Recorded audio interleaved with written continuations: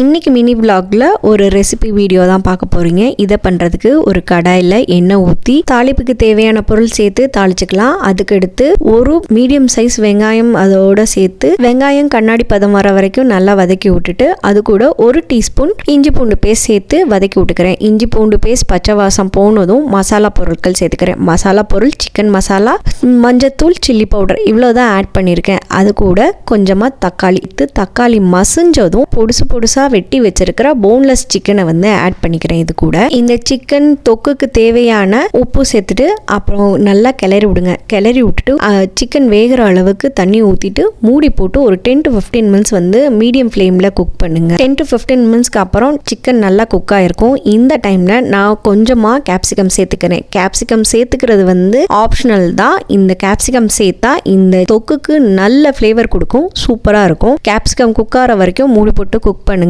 இன்னும் நல்லா ட்ரை ரோஸ்டா வேணும்னா மூடி ஓப்பன்ல விட்டு குக் பண்ணிங்கன்னா நல்லா ட்ரை ரோஸ்டா வரும். கடைசியா கொத்தமல்லி தலை போட்டு இறக்குனீங்கன்னா சூப்பர் டேஸ்டியான சிக்கன் தொக்கு ரெடி.